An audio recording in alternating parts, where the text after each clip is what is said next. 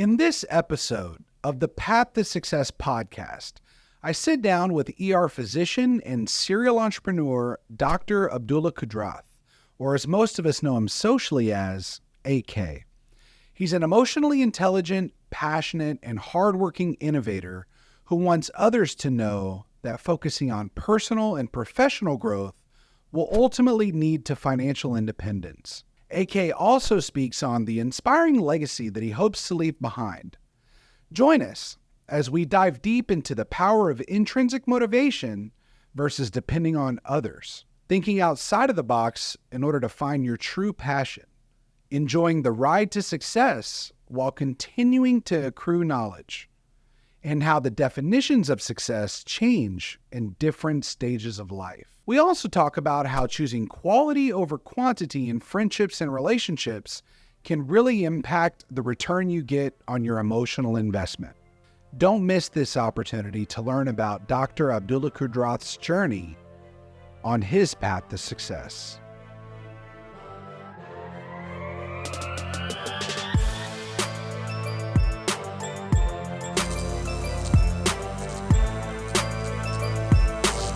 Excellent. Today in the Path to Success podcast studio, I've got another physician. A couple of weeks ago, we had KK, and today we have AK, so it could be a little bit confusing. So AK, in 60 seconds or less, kind of give us an overview, man. Who are you? What do you do? Just tell us a little bit about yourself, if you don't mind. Yeah, thanks for having me on the show. 60 seconds, how can I... All right, we'll give you 90 seconds. 60 seconds is fine. You know, I'm just a big kid trying to explore this world. That's what I've realized. I love learning new things. I'm an ER doctor. I work in the emergency room, still practice clinically. I own several freestanding emergency departments that I operate as well. And then I've diversified lately. I'm doing a physician group. I've opened a rooftop lounge in Midtown. Okay, what's the name of it? It's called Reset. Okay. Reset Rooftop Lounge. It's been fun. We had a little flip there hosting an event last night. Then with the diversification, I'm trying to learn real estate, so I'm building some lake homes in Lake Conroe, building my own custom home in the Heights, and then some smaller companies. I've got a limo company, a Botox and filler company, and a mechanic shop. Wow. So you talk about diversification, man. You're the definition of it. So I think the thing that kind of funds all of your investments and all of your hobbies, it sounds like it was your career in medicine, right? Being an ER doctor. And then obviously like owning the ER clinics, right? That's correct. So what inspired you to, let's say, pursue a career in medicine? Is it something that kind of runs in the family, or is that something that you just had a passion for as a kid? So my father is a physician as well, but it really didn't interest me. Actually, when I started college, I was going for computer science. Okay. And I had no interest in being a doctor. And I just went to college because my parents expected me to go to college. So, okay, I'll do computer science. but my heart was really into it. And I had a period of my life where I was a total slacker in college. Yeah. I was just Same. Yeah, I just wanted to ride around in my motorcycle, play computer games with my friends. And then finally I had a really bad semester where I made a D and 2 C's and a B. And then actually my father asked to see my grades, so I pulled it up on the computer. And he looked at it. This is my first time seeing it. I didn't even care. I just pulled it up together with him. Yeah. He saw these terrible grades. And you know what he said? He looked at it and said, And then he walked out of the room. That was it. And I think that hurt more than him getting mad at me, because it felt like he was giving up on trying to coach me, and he accepted that this is all I'm going to do.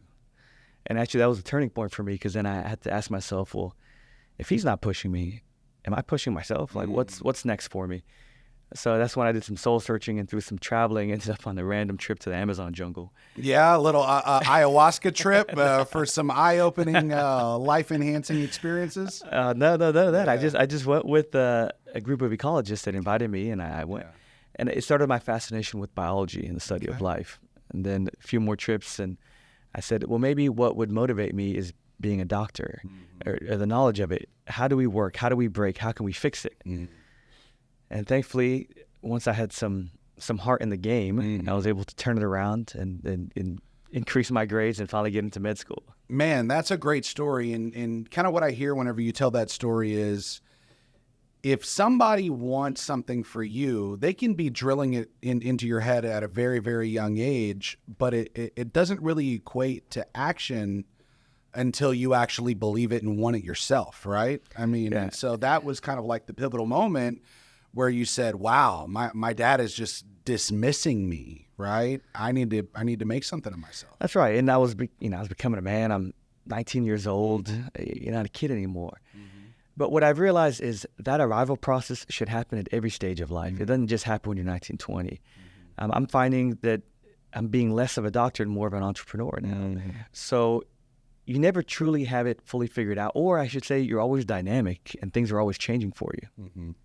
Excellent. I know, myself, I've gone through different seasons of life, right? Whenever I got engaged when I was 24, married at 25, I had this vision of, we've got to buy a house. We've got to buy a vacation home. We've got to have kids. We've got to buy cars. We've got to do investments. We've got to do all these things. And when I started to check all these boxes that were tangible assets of things that I could accomplish, I kind of did it all by 30 years old, right? And then that kind of forced me to say, well, what are some of the things that I can acquire in life that are maybe not material objects, right? And then that's whenever I started to really focus on myself and my relationships, my relationship with my mom, my relationship with my brother, with my children, with my ex-wife, right? And that's kind of the season of life that I'm in right now, is instead of acquiring material assets, it's how can I acquire deep, meaningful friendships and connections, right? Because I think that's what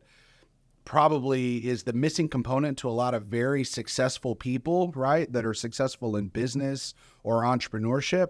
That's probably the one thing that they're missing is those friendships and those relationships, right? And so I think so. I think too many times we place our priority on the acquisition of stuff, right? So I get this a lot. I'll pull up in a cool car. Yeah. And You got a lot of them, bro. I see them on Instagram. That's my weakness. I love cars. But it's actually been a great investment because I know how to buy cars that are always going up in value. Excellent. So I pulled up in the Lamborghini SUV at this place. And this young cat came up to me and said, hey, man, I got to ask you, what does it take? How do I get a car like this? And it caught me off guard, but I wanted him to remember an important lesson. I said, honestly, don't worry about the car, right? Find your passion and always try to learn and excel in that and always aim for success. And then money and cars will be a byproduct. But if you focus too much on the car and the material item, then you shouldn't be happy now until you get it. But if you enjoy the pursuit of knowledge and the challenge and the quest, you're always happy. That's a good point. Now, is that something that a young cat has to build out? Let's say he's 21 years old. Does he need to know, I need to do this by 25, this by 30, this by 35? Or does he just make a 1-year plan, and once he gets there, then he starts to write the next chapter? What's your opinion on that? I do think you should always have goals, right? And it can be material things as milestones, so to speak. Like for me, I love cars, right? So I really wanted the Lamborghini by the age of 30. Okay. Did you do it? I did. I got it at 29. I got Nice. my first one. and then I'm a car guy. I get good deals on cars. Now I have 5 of them. Right? But what's my next goal? I've always loved helicopters. Okay. And I want to get one of those and fly it by the time I'm 40. Now, it's not about the material thing, but it's a stepstone. Like, as a doctor, okay, maybe I can afford the car. But as a doctor, I can't afford the helicopter. So that's why I had to get into entrepreneurship and business. And then my third goal is I've always wanted a skyscraper with my name on it. Now, I can't do that until I get to a certain understanding of real estate. Okay. So now I'm barely starting with developing the lake homes, 10 lake homes. And my goal is to hopefully get to that point where I understand enough about commercial real estate and syndicate deals that I can get to that third goal of having a skyscraper with my name on it. So it's not about the money and the materials. It's about the levels of my progression in life. Yeah, and I think that people like you and me, right, that are obviously self-motivated and disciplined to achieve our goals, we always have to be moving towards something. That way we can prove to ourselves that we've made it, right? That we've pulled it off, right? And so Yeah, I think so. Yeah, and I'm excited to see your name on a skyscraper one day, and hopefully you just license to get it on, or do you want to actually like own the skyscraper? no, I want to own the building. Man, Yeah, I want to own the guy. building. But yeah, what you brought up was important, right? It's like you have to have purpose in life. That's why you see people who win the lottery or they become millionaires and then they're depressed, they're suicidal, right? Because they've lost their purpose. So the purpose can't just be the material items. It can't just be X amount of dollars. The purpose has to be an impossible one to fully achieve, which is I want to always learn something new. Like you said, I want to always build good relationships. There's an infinite amount of relationships you can build, and you have to constantly seek them out.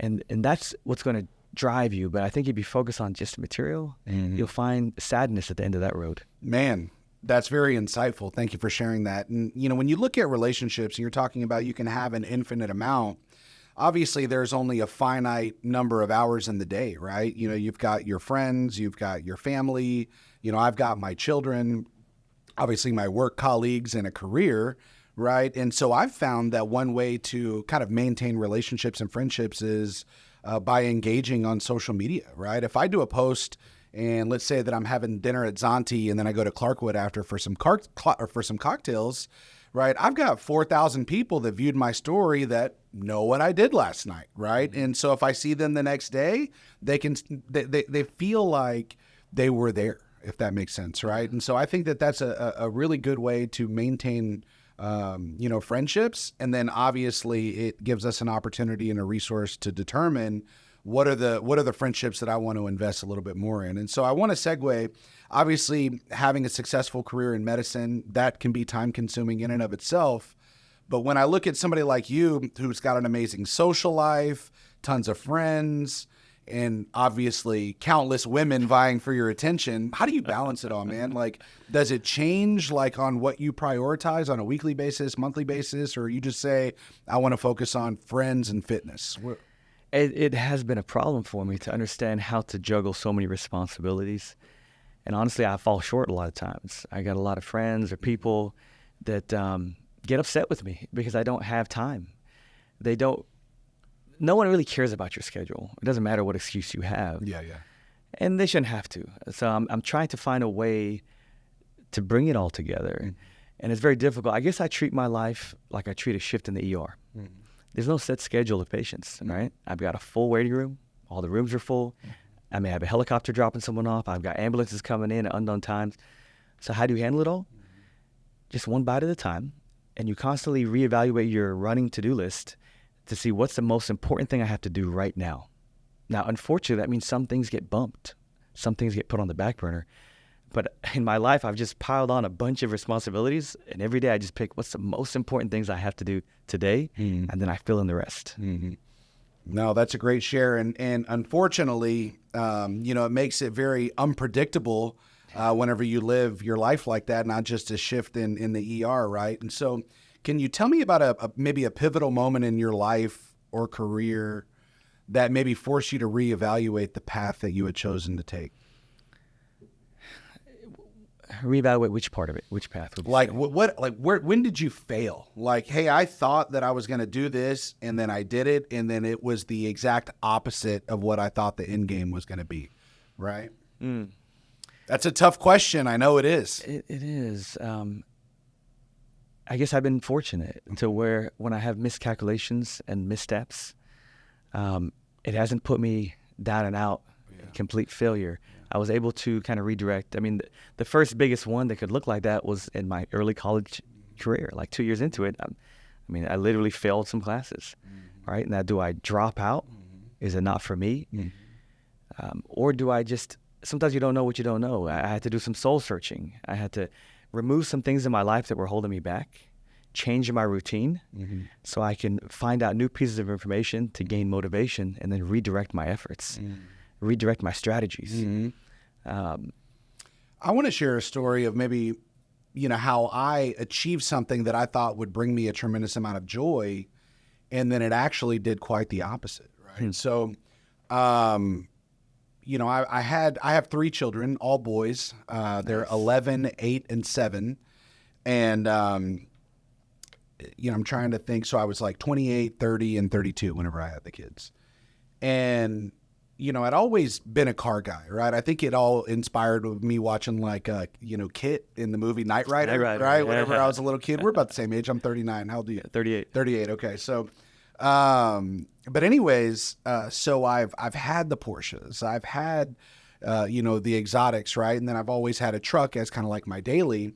Well, in like 2016, I bought an Audi R8, Nice. right? And I loved that car. I mean, it was amazing, turns heads, drives amazing. It's a supercar that you can drive every day as a daily driver. Absolutely. And there came a point in time when my youngest son, maybe he was 3, 4 at the time, he said, I want to ride in Daddy's race car. I want to ride in Daddy's race car. And obviously it's a 2-seater, right? And you can't put a little kid, in the front seat of an exotic car. And then that's whenever I took a long, hard look in the mirror and said, why the fuck am I doing this, right? Here I am, a father, a business owner, right? A husband at the time. And I'm just seeking these like selfish goals and material objects. And then that's kind of what inspired me to, start thinking about how can I prioritize the needs and wants of others instead of my own, right? And just had a complete, mind shift. And so like now I have got a BMW M8 competition, but it's the 4-door Grand Coupe with the license plate Fast Dad, embracing the fact that I'm a dad, right? And my kids get to go with me 140 miles an hour on I-10, right?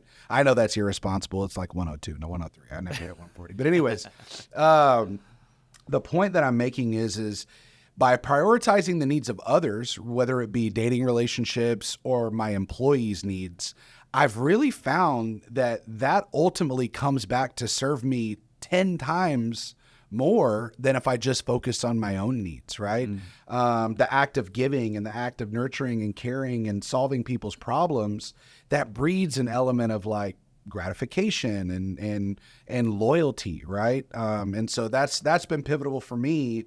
And so I don't necessarily think that I'll ever have another 2-seater, right? Because, it's not only about the destination and that journey and how to get there, but it's about who's along for the ride with you, right? Yeah. And I want more than just one person sitting next to me in that seat. But I don't have 5 Lambos. Maybe if I had 5 Lambos, that would change, yeah. I mean, for me, it has 2 seats, but that's one too many. I find that when I enjoy these cars, I'm by myself. Interesting. It's really my meditation. Like after, so you're not doing it to show off. It comes with the territory. Okay. You pull up, everyone's like, oh, wow, nice car. But it also, for me, like you'll notice that I have like the old school Lambos, right? The Murcielago, the Diablo. These were my dream cars as a kid, right? It's all the ones Chris Mastrangelo has. You guys are like the same age. You got the same cars. That's great. And these cars are more connected with the drive. So it's actually my meditation by myself, driving at night, listening to 90s dance music or whatever. Yeah. Some Chris Isaacs. Lady in Red. Well, good. Well, as a charming and successful individual, the dating world, it's got to be pretty interesting for you, all right? Could you share maybe a funny or unexpected dating story that taught you something meaningful? I'm definitely in a new phase in life. Okay. Because I was traditionally always in serial long relationships. Right? A 5-year long relationship, same old story. I thought it was going to be, my forever relationship. Ended up getting cheated on. Took me a year to get over that. Sorry to hear that, man. That's, I'm glad it happened actually. Okay. Because I had physical strength. I'd go to the gym, but I had no emotional strength. The only way you can test yourself emotionally is by going through something difficult. After that, I can handle a lot more. I mean, I think I did a pretty good job. I didn't turn to rebound behavior. I didn't go turn to rebound relationships or drinking or drugs. But it was a hard time in my life because my whole life had changed in an instant. So then another long relationship and another long relationship that ended with remnants of the first one, right? Yep. So now I'm single. Now I'm kind of in a space in my life where for a year or two, I just didn't want the responsibility or the vulnerability of a relationship, right? So, but now being single, I've got my career in line. I've got some cool stuff. I have some notoriety because if I walk into a place, there's probably at least one or two people that know who I am. Yeah, you've got a very unique image too, right? I'm a weirdo. And yeah. Drive around in the with tank. the hair, and you're driving around in a tank. You're absolutely right. Yeah, it gives, for me, I just do whatever I think is going to be fun. Mm-hmm. It's entertaining for me. It ends up being entertainment for a lot of other people. Mm-hmm. People get to, if they don't know me and they see a tank driving down 610, they go home to their dinner table and they're like, you're not going to believe what I saw. This guy was driving a tank. So it gives them something to talk about, something to enjoy, new thoughts to discuss as a group. But being single and having some notoriety is different because I'm kind of a shy guy. I never approach a woman. I never do. I'm too shy for that. Like in the gym or at a restaurant, I don't go up to them. But because some people know me, I get a lot of introductions. So I'm getting to meet a lot of people. Yep. So yeah, it has been interesting for me to navigate as a shy guy this new territory of having an increased amount of attention. Yeah, absolutely. So you'd mentioned the notoriety, right? And I didn't even create an Instagram until 2019 when I got divorced, and no one knew who I was. I lived in Katy for 11 years, and so I was new on the scene, and just through networking and friendships, relationships, introductions, I've had an opportunity to meet a ton of people, and there are a lot of people that know me, but there's even more people that think they know me from social media. And so I want to ask you, what's maybe one of the biggest misconceptions that people have about you, just the ones that maybe they think they know from social media? People make a lot of assumptions on social media because I keep meeting people and they say, wow, I didn't expect you to be so down to earth. And I'm like, why not? Like, why did you assume something bad about me?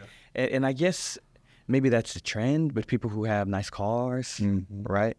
Or a certain look, they assume that you're cocky, arrogant. Yeah. Yep. And I hope I never become those things. I hope I'm not that now. So the assumption is, that's the most common assumption I get. Or they assume that, I'm riding around on a horse with my hair blown. Fabio-esque. That was an interesting saga to watch on social media. But what I noticed is lately I've been posting less photos and more videos. Okay. Videos of me on news segments, videos of me on podcasts maybe. And it does give people more of a gateway into your mind. And your personality, right? The way that you laugh, the insights. You're not just a pretty face sitting behind a Facetune app, right? You're charming, you're funny, you're actually successful. You don't just carry off the image of being successful. And you invest in tangible assets that are going to create long-term wealth and success. Yeah, you get a better feel for the person, but of note, I never use Facetune. Yeah. I think you got to own what you are and put it out there. Yeah, absolutely. Well, what's funny is I used to be 280 pounds, and I've recently lost about 60 pounds.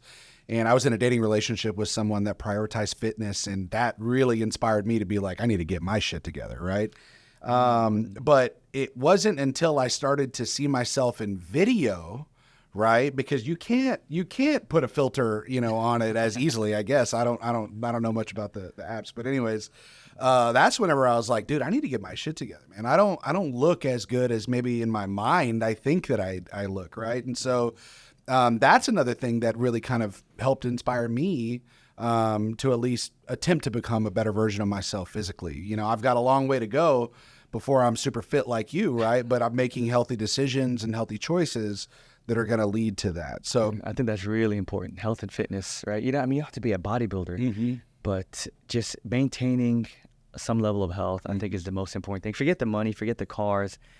I think I deal with patients on a regular basis, right? And I've seen them go through difficult diagnoses and difficult times, and I've learned a lot from those moments when it comes to health, right?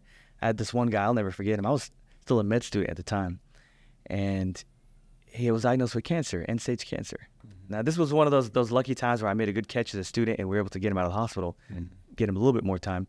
But we were talking, and before I'm Dr. Kudrath, I was just my first name, right? So he said, Abdul, open that laptop.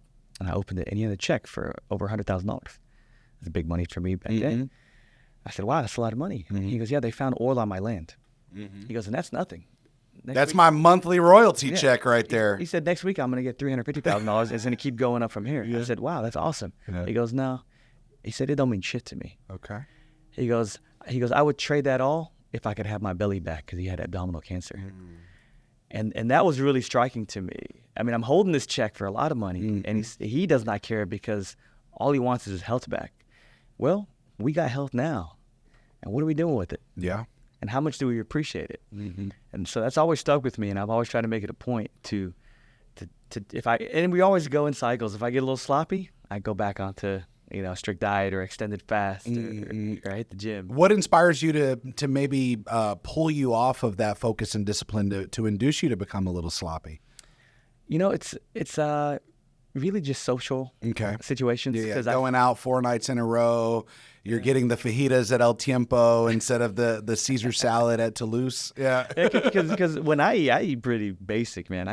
It's late, I go home, I just got like barbecue chicken or something. Yeah. I eat it over my sink because I'm in a rush. Yeah. But when you're social, you're eating restaurants, you're eating bigger portions, you don't want to waste it. Yeah. You're trying the dessert, and you're doing it especially if you're traveling, you're doing breakfast, lunch, and dinner, and snacks in between. Yeah. So of course you're going to gain a little bit of weight. So, but you want to enjoy life. So then you plan a schedule, like, okay, when I come back in a week, I'm going to do this, this, and that, and I'm going to stick to it. So you'd mentioned being there for your patients, right? You see them at very pivotal moments, usually when they're experiencing a tremendous amount of trauma physically, right, as an ER physician. And so being there for others, it does require that you take care of yourself, right? And so my question for you is, like, what are your top self-care rituals or activities that help you recharge or stay grounded to where it kind of keeps you on the right path? I really only have two. I guess you could say there's a third one too, but my gym time is almost a form of meditation. Right? Where do you work out? Currently a Lifetime. Okay. They've got the showers. It's a little pricey, but I get my money back in conditioner. Oh, there you go. I just joined last week, actually, Lifetime Greenway, so I'll see you there. Yeah, that'd be great. And what I do is, because I'm so busy, I always have a workout bag in my trunk. I pack it in the morning because I never know when I'm going to have that time to work out. Yep. So as soon as I got even an hour, I could fly to the gym, 10 minutes, work out for 30 minutes, shower for 10 minutes, change, get back in my car and get to the next meeting. I'll do it because consistency is the key. But so working out is really important for me to kind of have some downtime, kind of reflect on the day and what's going on in my life. And the second time I do that is driving at night, or in between meetings. Like that's my release, so to speak. But also I found that I really need time to do nothing. Like I like to just sit in my living room. Yeah. Mess around with my guitar, like have a cup of coffee, and I rarely get to do that. Okay. Because you talked about the responsibilities. As a physician, I do get a lot of messages from family, from friends, from complete strangers asking for help. Like every day, I probably get at least 5 to 10 requests. And it does add up because even I got to listen to the story. I got to figure out what's going on. If I got to call in a prescription, if I got to send them to my ER, if I got to give advice, if I got to kill it. So my day can be filled up really fast with requests. Or people are like, hey, do you know anyone who can hire my son for this? Or hey, do you know somebody this? Hey, can you get me on the news for this? Hey, can you do this? Hey. So I want to help as many people as I can, but then I find that, man, there's very little time for me to just sit in my living room and do nothing. Yeah. You've got to create healthy boundaries too, right? Because we can't be problem solvers for everybody, right? And when you give people access, sometimes they do take a little bit of advantage of it. And so that's good that you still find an opportunity to help those individuals, still focus on fitness and invest in time to decompress. So any times that I've seen you, we've been out in River Oaks, been at the same restaurant. You're always with friends. And so what role do your close friends play in your life, and how do they impact your long-term growth and success? Man, I think friends are so important. And I've done a bad job with prioritizing some time with them. But I'm lately making a conscious effort to make that happen, because it's your friends, especially if you can find a good, solid, you don't need a whole lot of friends, I've realized. In fact, one time I was hanging out with two of my buddies at a friend's house, and we'd always hang out. And one of my buddies said, oh yeah, I'm going out with my friends, or he said something about his friends, and his mom started making fun of him. He said, what friends? You only got two friends. Yeah. AK and Jason, right? Kind of clowning him. Yeah. Now his uncle, old wise Uncle Johnny, heard that, and he piped up. He said, two friends? That's one too many. Right? And we all stopped. Like, what are you talking about? Yeah. And he said, you only need one friend. Okay. And that's to pick you up from the airport and pick you up when you run out of gas. But his point was well taken. It's not about the quantity. It's about who can you really rely on when you need something. That's a real friend. Yeah. Now, I will say that, so I've got 3 best friends. And they all know that they're my best friend. And they'd probably all be best men whenever I get remarried. But they provide, they're reliable and they come through for me, but in different areas, right? I know that if I need a ride to the airport or for someone to come pick me up because I ran out of gas, well, that's Larry Sanders, right? I know that if I'm doing an investment deal or I'm, looking at some type of a hedge or something, I know that that's this person. And then I know if I'm talking about family, children, whatever the case is, then that's going to be this person. Do you see what I'm saying? And so it's important for at least myself to have that close circle, and they're all so different in many arenas. One motivates and inspires me to be a better father. One motivates me and inspires me to be a better investor, but they understand me because I'm always leading with my authentic self. They never have to, wonder, what's behind the layers, the facade, right? And make assumptions. They know my insecurities. They know my fears. They know my wins, right?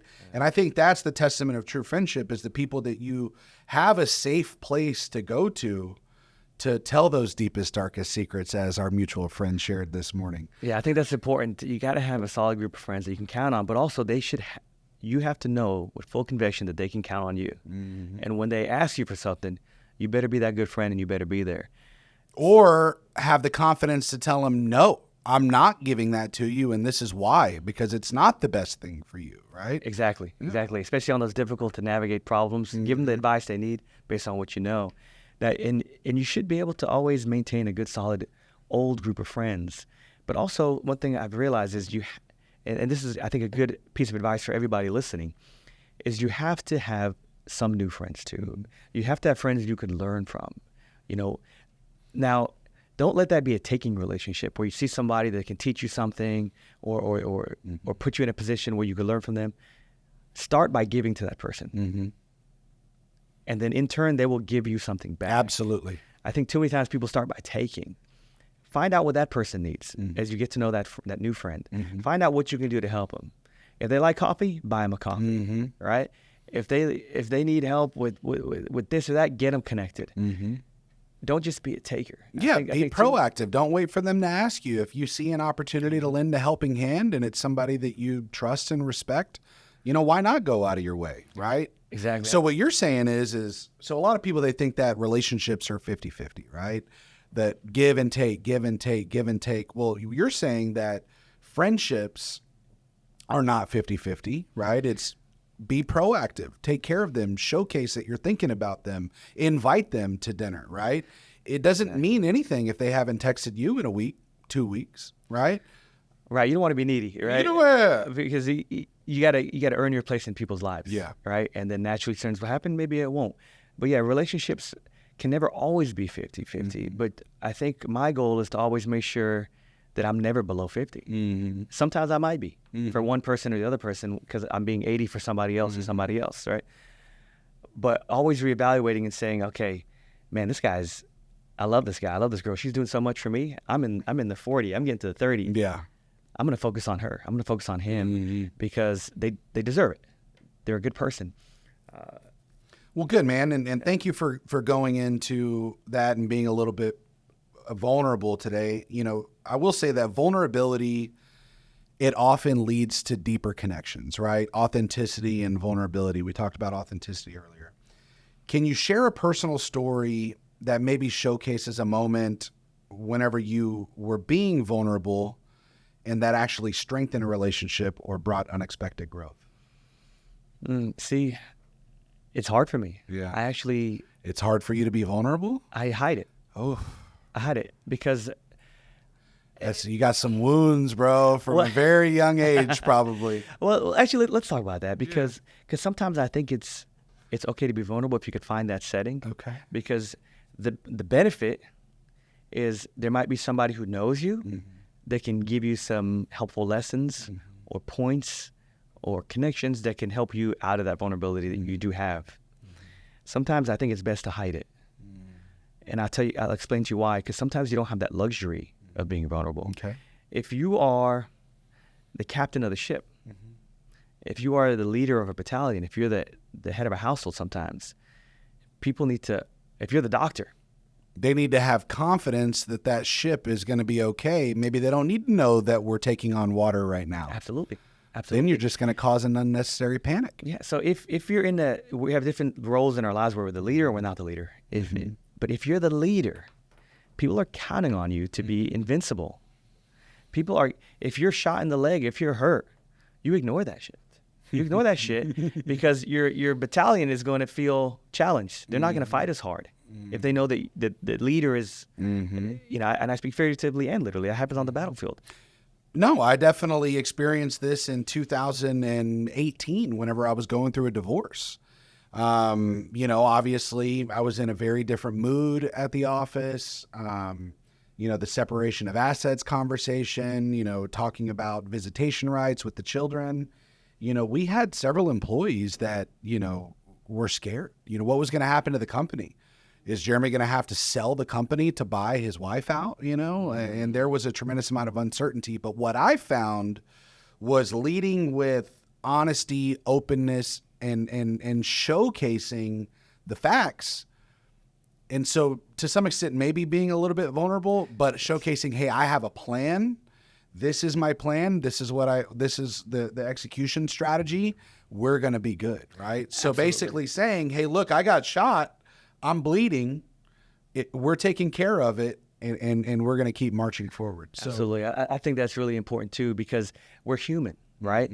And if you got something on your mind and you're really being bothered, you can't make the same jokes. You can't be as funny. You can't be as personal, but yet you have to be in the situation with other people. So in those situations, I'll tell people like, hey, sorry, I may not be my normal self. I got some stuff I'm dealing with.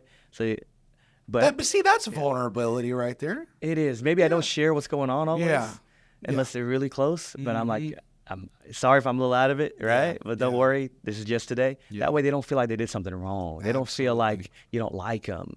So yeah, I guess you're right. You show a little bit of hurt, maybe not all the details, but you're doing it for them so they don't feel bad that you're not your normal self. Yeah, no, that's good. I think the reason why I am so transparent, to be quite honest, whether it's dating relationships or friendship relationships or even my employees, is if I'm always authentically myself, then I never have to wonder, does somebody like me, right? Because I'm not playing a character. I'm not playing a version of myself. I know that if I'm a little bit cocky, almost like Leonardo DiCaprio in Wolf of Wall Street, if I'm like that at the office, if people still stick around and love that culture and that inspires them in their personal and career, then I know that they're on board. We're all rowing the boat in the right direction, right? If I lead with, new relationships and I talk about maybe my failures and downfalls in previous relationships, right? Then they can't hold it against me if they stick around, right? Hey, I told you about this. I learned from it. I did the self-work, right? But I'm not a big believer in like hiding the skeletons in the closet, right? I don't necessarily put them on display, but I let people know, hey, these are the skeletons and I'm working on it. No, absolutely. Because they say that, I'd rather be fighting along somebody who's been knocked down 50 times and got back up 51 times versus somebody who's never been knocked down. 'Cause I don't know if they're going to get up when they're knocked down. So sharing some of that past experience shows that you're an experienced man and you got to where you were from those hardships. Man, that's a great analogy right there. So it kind of, I want to ask you a question. So, my most recent girlfriend's 34 years old. She was in a long-term relationship, 10 plus years. And she experienced a tremendous amount of life experiences. She's got grit. She's got resilience. She's been knocked down 50 times and gotten up 51. But because of those life experiences, I was finding that I was, maybe being compared to, an ex-partner, or there were certain expectations or a certain level of independence with that individual whenever maybe I just wanted this person to go along with my life, right? Live in the neighborhood I wanted to live into, hang out with my friends, go on the trips that I wanted to go on, right? And so I guess, something to be said for somebody that's much younger that hasn't been knocked down as many times. And so maybe you can be the one that kind of like grabs their hand and takes them along the journey with you because they're not so much set in their ways. Have you ever put thought into that? Are you speaking specifically like relationship wise? Yeah, I think dating relationships. Yeah. We're in brand new territory as humans because this is completely new for us. If you look at even our grandparents' generation and before, everyone got married really, really young and they stayed married for a long time. Okay, now divorces do go up. It's a common thing. And now the thinking is like, hey, don't get married at 18 to 20 like we used to in the old days. Get some life experience. Be 30, be 35. So the truth is, no one knows what's right. No one knows how to navigate this because it's brand new for our generation, right? But to speak to your point, there's going to be pros and cons of both, right? Because that young person may be a little bit, they might be moldable, so to speak, teachable, but they might be a little bit naive. And without that experience, they may not know how to navigate certain things. Whereas the more experienced person, the downsides is, they're always going to be comparing, right? Maybe they're too easy to jump into another relationship because they know they can, right? Because they've done it before. But if you've only had one relationship, that's the first cut. You don't know anything different. But they also have experience. They can provide, added value as a business person or as a human, even life lessons that they can share with you as a mate. So we're still all trying to navigate this. And I think anyone who says they know it, you got to give me the statistics because this is brand new. We got you're right. There's pros and cons of both, and that's, but another thing that's new, because I was married from 2010 to 2019. Well, in 2009, when I was a single guy, 2008, it wasn't socially acceptable for a 40-year-old man to date a 22-year-old girl, but now I feel like there's not necessarily this massive negative stigma associated with it anymore, but will you be fulfilled, socially, intellectually, right? And I was talking to my life coach with this a couple of weeks ago, and it's, if let's say that of my personal life, I'm the CEO, right? And I want to be the one that develops the strategy, is responsible for execution, manages the P&L, is responsible for driving revenue, all these things, right? Do I want a COO? Do I want a director of HR? Or do I want an executive assistant? And there's really different profiles, right? I think that I want certainly a VP of marketing, right? Somebody that's going to go out with me, be seen, get dressed up, go to galas, laugh our asses off, dance until 3 a.m. I want, at this stage of my life, a best friend that probably makes me a better person in my personal life, because I've got the business side down, right? I've got advisors, I've got coaches, I've got 3 executives in this firm that I can lean on for those types of decisions. But how can I find a partner that's going to, introduce me to new sports, right? Help inspire me to continue on living an active lifestyle, right? Teach me about humility, right? Exactly. And so that's the season of life that I'm in. And it's very important. You bring up a good point because it's not a one size fits all. It depends on what your goals are. If we're talking from the point of view of a man, what your goals are and what do you need in your life, right? So me and you are in one obviously different position because you have children, right? Which is a big, important part of your life.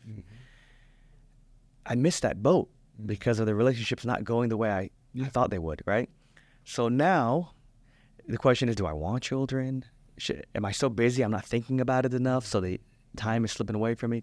So now when I choose my mate, if that's a big driving factor, I might want somebody in their late 20s, early 30s, as opposed to somebody my exact same age or a little bit older. If I already had children, different story. Then that factor is out, and then it's more like I'm just focusing on the friendship factor, and right?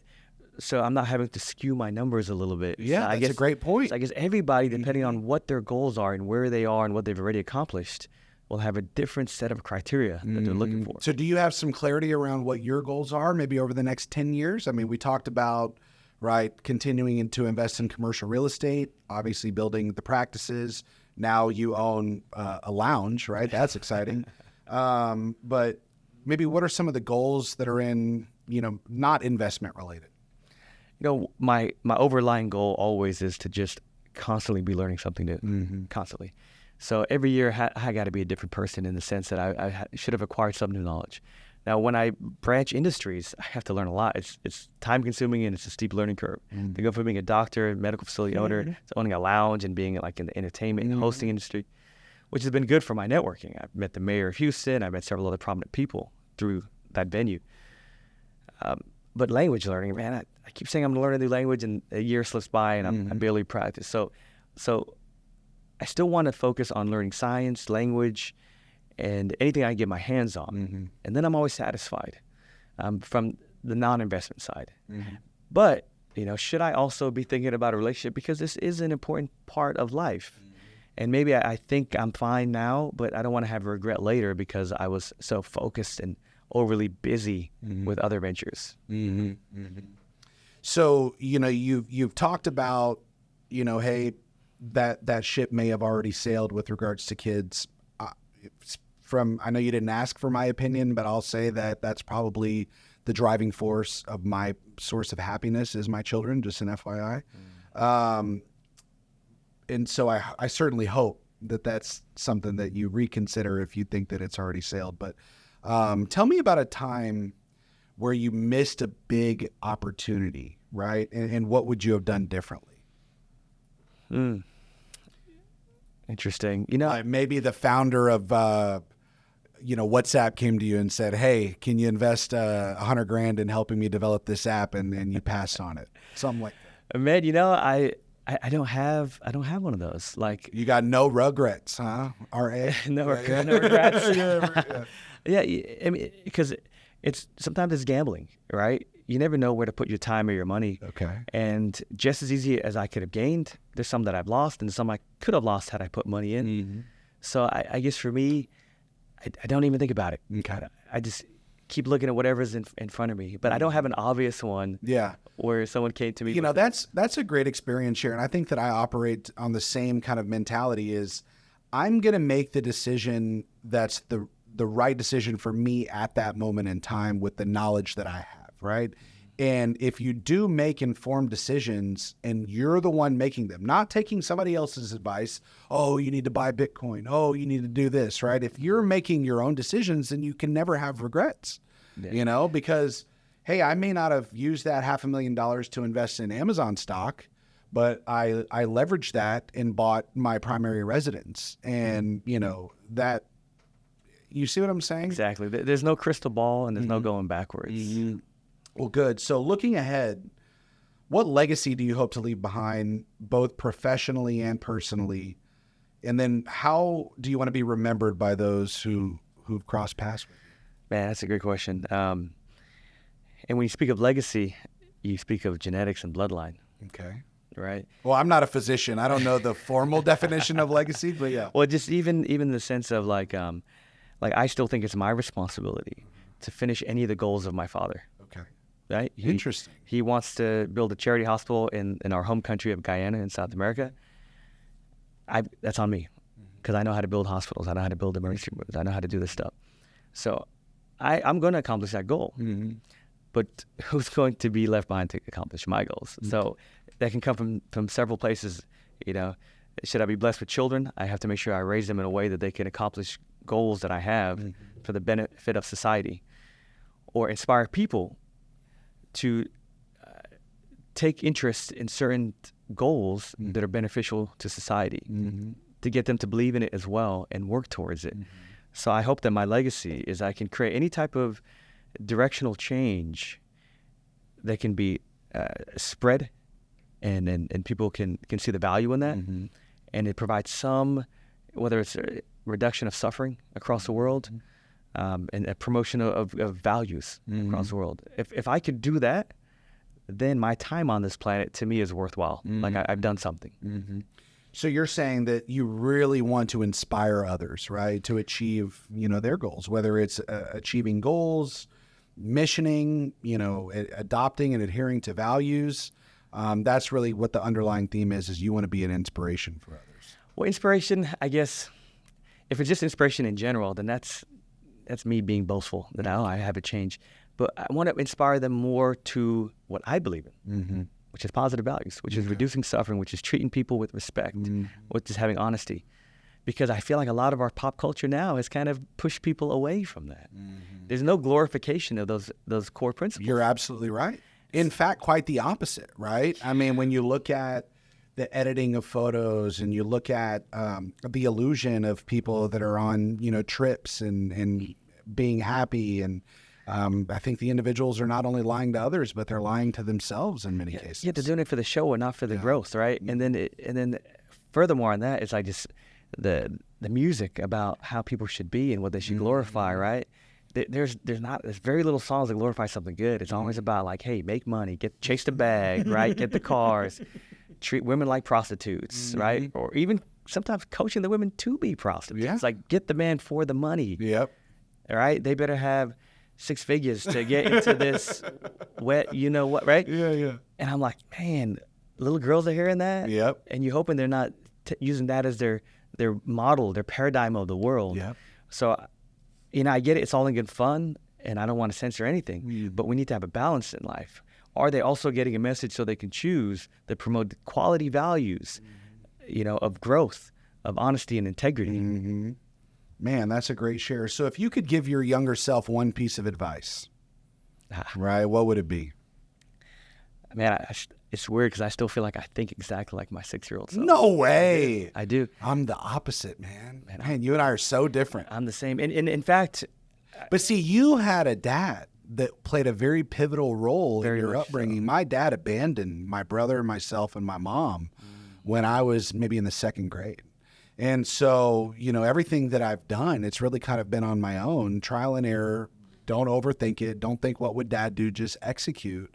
And there have been many times that I've failed, but I don't have that fear of failure because I never had that guy to slap me in the fucking head if I did, But that's interesting on how you had clarity even at 6 years old. So if you could give one piece of advice, what would it be?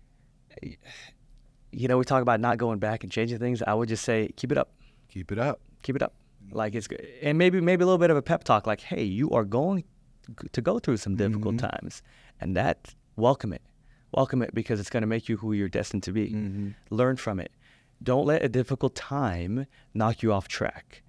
Don't let a difficult time change your core values. Don't abandon them because it's hard and you're sad or you're hurt, right? In fact, use that hurt to become a stronger person. Use that experience to achieve your destiny. And thank it, because if you didn't go through that difficult time, you will never develop as a person. So even now, if I face something hard, I'm like, all right, here we go. I see myself to the other side. I'm going to learn as much as I can from it, but this is part of the process. That's pretty damn good, man. So what's the most exciting thing that's going on in AK's life maybe over the next 6 months, right? You talked about Reset. You've talked about a few other things. What are you most excited about right now? Well, yeah, these things have been great. I guess in the next year or two, I'm trying to really gear myself into, I travel because a year ago I said, I'm going to make this my travel year. Yeah. So if I get an invitation, even if it's for one night, like on Sunday, I'm on a plane to Cabo. Yeah. It's supposed to be one night. I was able to extend it to 2. Yeah. Doing a one-night trip to Mexico again with another friend this weekend. I'm going to Europe soon. But I want to also be able to do something else. I want to live in another country for 6 months or even 3 months at a time. I'm talking about you buy groceries and you're walking around and you get lost. And I don't know how I'm going to accomplish that with all my companies and my responsibilities. So I'm gearing up for a way to do that, work remotely, and say maybe I start a month. I live a month in some small town in Czech Republic. I want to set up shop a little bit. I can do medical care out there. Okay. People could pay me in bread and chickens. I don't really care, right? But then maybe I fly back every other week to complete my affairs here. Yeah. And then I go back to that city and I finish my stay there. Yeah. Because it's been a while since I've done a medical mission trip. It's been 5 years since I've been to East Africa. I want to incorporate that again. So I'm really excited about, the world's a big place. And I learned so much by traveling, by breaking out of my routine, by learning from different cultures, by seeing people's struggles, by seeing their successes. I really want to make that next year focus on that. So I'm really excited about being able to wake up in the morning and make eggs and in a foreign part of the world and try to navigate the unknown. Well, it's good, man. Well, you've got so much clarity on your goals, your vision, and your values that it's been awesome getting to know you over the past hour, man. And I'm proud to say that hopefully we can evolve into good friends. Yeah, I'm sure. Thanks for coming on. My man. Yeah. Great show, man. I love it. Dude, you're good, bro. We got it.